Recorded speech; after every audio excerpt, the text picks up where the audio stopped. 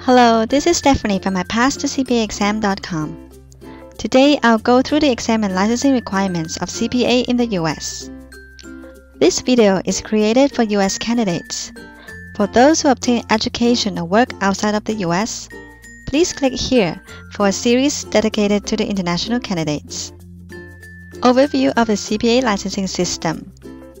Since the establishment of the CPA designation more than 100 years ago, the CPA license has been granted by the State Board of Accountancy in each of the 50-plus U.S. jurisdictions. There is never a license-granting centralized agency at the federal level. Because of this historical reason, each state may have slightly different requirements to sit for the exam.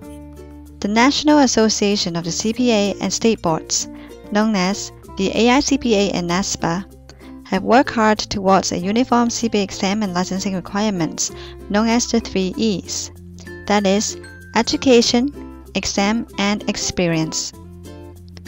For the education criteria, candidates should attain at least a 4-year bachelor degree plus 150 general credit hours of higher education. Most states require a certain number of accounting and business courses. For the exam, all candidates must take the uniform CPA exam administered by the AICPA. For experience, candidates are required to work in relevant field for at least a year, supervised and/or verified by US CPA. Do you qualify? It can be a straightforward or complicated process for you, depending on your educational background. I'll walk you through the following scenarios, and you can go straight to the one applicable to you. First, U.S. accounting major planning to work in the same state. Second, U.S. accounting major planning to work out of state.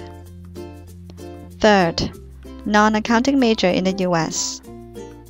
Fourth, mature candidates who graduated a long time ago. First, U.S. accounting major planning to work in the same state. If you obtain your bachelor degree in accounting in the U.S., and plan to work in public accounting in the same state, you will have no problem taking the exam and getting the license. In fact, the accounting program in your school is designed to fulfill the specific requirements of your state board. If you have any question, it is best to seek the advice of your counselors or professors at your college. Second, U.S. accounting major planning to work out of state. If you are an accounting major and plans to work permanently in another state, it is better to check whether you fulfill the licensing requirements of that state. Now that most states are following the 3E guideline, you should be able to apply for the license in most states without taking extra classes. It is prudent to plan for a whole path to avoid the hassle of exam credit transfer at a later date. Third, non-accounting major in the U.S. If you are educated and plan to work in the U.S., but not an accounting major, you might need to take some extra courses to fulfill the minimum accounting and business requirements.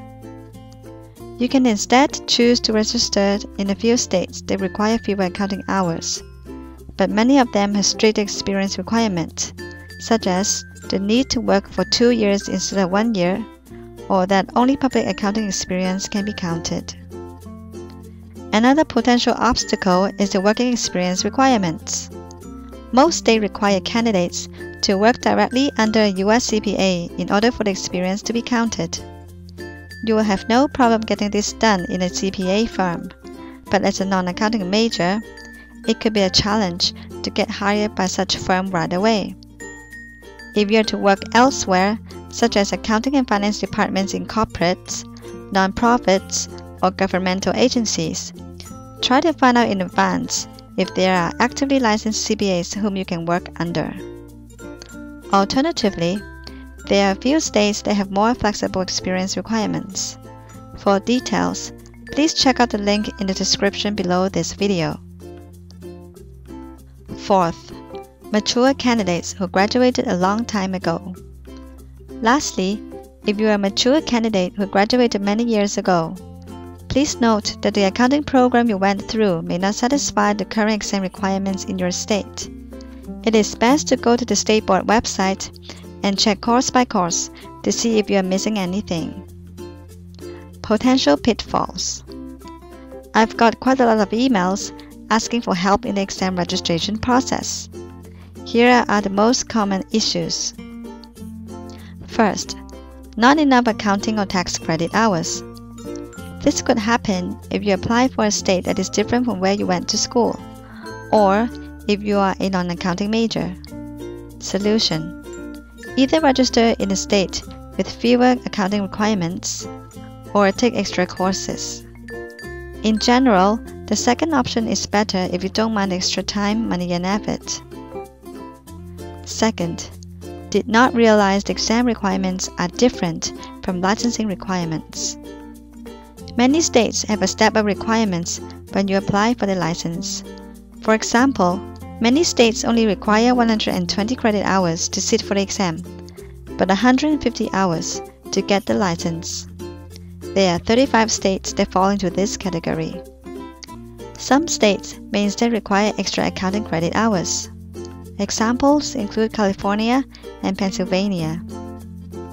For a smooth licensing process, make sure you check not only the rules on the exam, but also those on the license. I hope this video gives you an overview of the CPA exam and licensing requirements. If you have any question on your own situation, feel free to drop me a note in the comment section below. You may also want to subscribe to my YouTube channel for more information on the CPA exam. Good luck for a smooth application process.